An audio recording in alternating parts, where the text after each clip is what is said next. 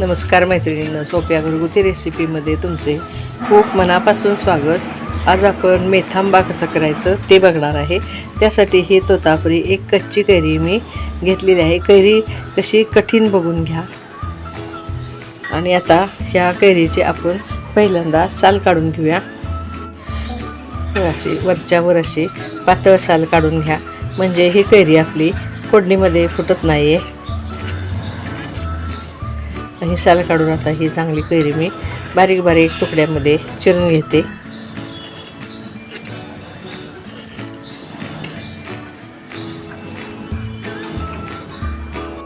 कैरी बघा, आता ही साल काढून बारीक तुकड्यांमध्ये चिरून घेतल्यानंतर ही आता एका वाटीनं आपण अशी मोजून घेतलेली आहे। तर हे तुकडे आपले एक वाटी भरलेले आहेत आणि त्याच वाटीनं हा अर्धी वाटी गूळ पण मी चांगला बारीक चिरून घेतलाय। आता ह्या मेथी आंब्याची फोडणी आपण बघूया। आता कढई आपली गरम झालेली आहे, त्यात मी साधारण 1 टेबलस्पून तेल टाकून घेतले। त्यामध्ये टाकूया हे छोटा 1 चमचा मेथीदाणे। मेथीदाणे थोडेसे तळले की त्यामध्ये टाकूया हे छोटा 1 चमचा मोहरी। बघा, आता मेथी मोहरी पूर्ण तळून झालेली आहे। त्यात आता छोटा अर्धा चमचा हिंग टाकलेला आहे आणि त्यामध्ये टाकूया ह्या कैरीच्या फोडी आणि आता चांगला आपण परतून घेऊया। बघा, आता हे आपण मिनिटभर परतून घेतलेली आहेत फोडी। त्यात आता आपण चवीपुरतं मीठ टाकून घेऊया, म्हणजे ह्या कैरीच्या फोडींना पाणी सुटून त्या लवकर मऊ पडतात।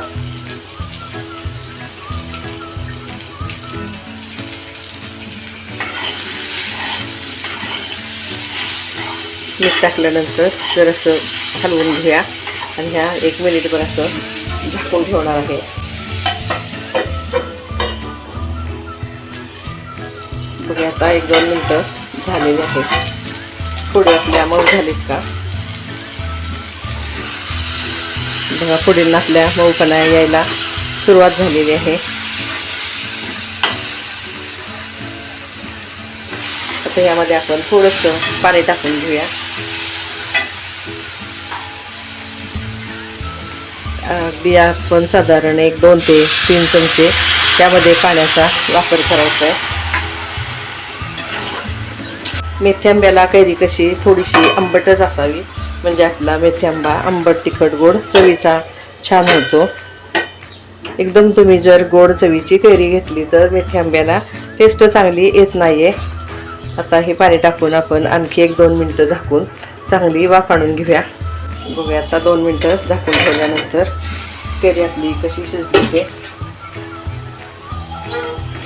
बघा। कैरी आपली कशी छान शिजलेली आहे। त्यात आता हे अर्धा चमचा मिरची पावडर टाकून घेऊया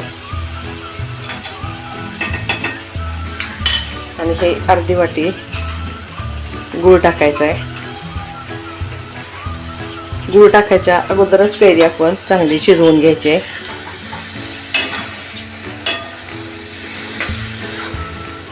गूळ टाकून आता हे हलवून चांगलं आपण ह्या मेथी आंब्याला चांगला चटका आणून घेऊया।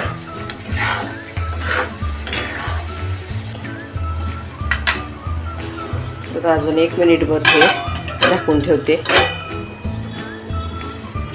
बघूया, आता अजून 1 मिनिटभर झाल्यानंतर आपला मेथी आंबा कसा झाला बघा, कसा छान रसरशीत तयार झालेला आहे। आता हा गॅस मी बंद करून घेते आणि हा आपण थंड करून सर्व करायचा आहे। बघा मैत्रिणींनो, असा आपला रसरशीत मेथी आंबा तयार झाला आहे। तो आपण आता सर्व करूया। बघा, माझी ही मेथी आंब्याची रेसिपी तुम्हाला कशी वाटली मला नक्की कमेंट्समध्ये कळवा। ही रेसिपी आवडल्यास मैत्रिणींमध्ये शेअर करा। ही तुम्ही साईड डिश म्हणूनही वापरू शकता। तोंडी लावण्यास उपयुक्त अशी ही आपली मेथी आंब्याची रेसिपी तयार झाली आहे। ती आवडल्यास मला नक्की कमेंट्समध्ये कळवा। पुन्हा पुन्हा भेटणारच आहोत अशाच वेगवेगळ्या आणि नवीन नवीन रेसिपी घेऊन. धन्यवाद.